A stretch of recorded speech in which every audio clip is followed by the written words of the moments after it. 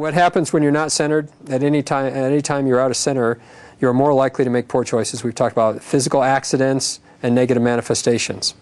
Centering is basically a form of release. Releasing the hold experiences have on our consciousness and energy. The key to centering is awareness and understanding of your experiences. Because if you have an understanding of your experiences, then you're not being pulled into emotional state, you're not being pulled into anxiety or anything else, and so it's much easier to stay centered. If people that try to stay centered and don't understand this concept, it's very difficult. Because their fears are going to pull them out of center, their anxiety is going to pull them out of center, control drama is going to pull them out of center. Okay, all these things can pull you out of center. One way to recognize when you're out of center is when you feel that energy going out. And there are a lot of ways that can happen. Some people, feel drained. Okay, well, if you got drained by something, then you weren't centered. Because if you're centered and hanging out in this area here, you're pulling the energy in through the divine source, and you have all that you need to expend. Now, sure, there's times when you need recuperation. You need to rejuvenate. But the point is, you can feel the energy going out of you. Oftentimes, in a control drama, in an argument, when you have fear, you can feel the energy going out. Take, for instance, the moment where you almost get in a car accident and you hit the brakes. Okay, everybody's felt that energy go right out of their head, right? It's no surprise. That's a real physical effect.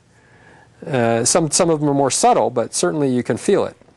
Okay, heartbeat. Obviously, if your heart's beating fast, you're most likely not very centered because you're not in a calm state. Emotional pain and panic, breathing, basically any time that you do not feel calm and at peace. Okay, when you feel that energy go out, okay, and that'll be the easiest time to focus on centering if you haven't really experienced it before. Feel it draw back in. Okay, consciously go and feel that energy pull back in. And if you do that enough times in exercise, you will get used to it.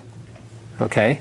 If you feel, again, you're in a control drama, you're in a control drama, the thing is to pull that energy back in because you know that the energy's out here when you're having a control drama.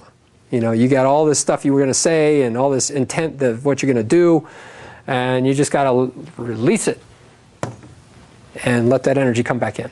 And that's where you're going to break the control drama. Okay? If they don't feel that energy floating around your head and around your aura that they can just sap up, and again, they're going to find that it doesn't work for them. They're not getting out of it what they wanted. Okay, meditation is simply a more focused and higher level of centering. Self-hypnosis. Yeah, meditation is nothing more than a form of self-hypnosis. So moments of peace, in other words, moments of centering, are moments that keep you over here. So the option is, you can meditate once a day for 1 hour a day or something, if that works for you. If you're not used to maintaining a centered state, that's at least something to bring you back from the anxieties of the day. Or, eventually, when you master this side of the chart, you learn that you can stay centered 24 hours a day. Well, guess what? And you think that's more helpful than 1 hour a day? Yeah. And that is the true perfection of a meditative state. You may not be as deep in a meditation, but if you can stay partially meditative state for 24 hours a day, it's much more powerful on your positive manifestation than if you can only do it 1 hour a day. Okay? So you may not be able to maintain as high a level, but the continuous state is much better. Starting point, visualizing yourself in a peaceful environment, focus to shut out clutter. Okay, for people that haven't meditated before, the ideal situation is to clear your mind and let the information come in that you're supposed to receive. That's the ideal state of meditation. However, for a lot of people, that's not readily achievable on your first attempt. One of the biggest challenges that people have is that they're trying to eliminate the clutter from the day. Okay, or the clutter from their consciousness, or the clutter from their past traumas and all this stuff that they're carrying around with them all the time. So to settle your mind, if you can't do it immediately, one way is to actually visualize on something, focus on something. And that can be, you want to pick like a peaceful environment. And the most common, and everybody's probably heard this, visualize a bench, on a walkway. and visualize that you're sitting on that bench, and visualize flowers or a lake or a stream out in front of you. And the more you can visualize, you'll find that it it shuts off all that garbage that's running through your mind, and it actually can be very, very peaceful. You're still maybe working more than in a meditation than would be ideal, but still, it's a way of turning off the noise. Okay, and that's one of the biggest reasons that people don't meditate. They say, oh, I can't sit for 5 minutes, I can't turn off the noise. So you can actually just focus on something that's peaceful and maintain the focus. Okay? And eventually you'll find that you'll be able to maintain a peaceful state, and then you can go to the next level, which is to clear the slate, not think of anything, and let information come in, which you can have some pretty divine and inspiring information come in if you are able to do that. Music can be used to help you from falling asleep. Again, a lot of people say, well, meditation, I lay there and I start to doze off. Okay, well, then use some music. Nothing wrong with that. Again, you're learning how to reach a higher level of meditation. You don't have to be there in the first attempt. So music, again, something that's soothing. A lot of spiritual music out there that's very good for meditation, and they will help you keep from falling asleep and help you keep focused.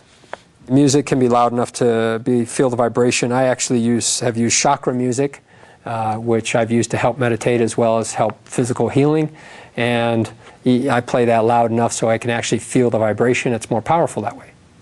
Okay, and I can still meditate, but some people might not be able to. Okay, dreams and visions. Dreams usually during your deep sleep, a REM state, which most people know about. Dreams are provided to teach us while we sleep. We talked about that. I've told you some of my dreams. So you can take advantage of that if you have a dream. Again, I would say wake up right away. If you can't figure it out while you're in the dream, then wake up, write it down, because it is important.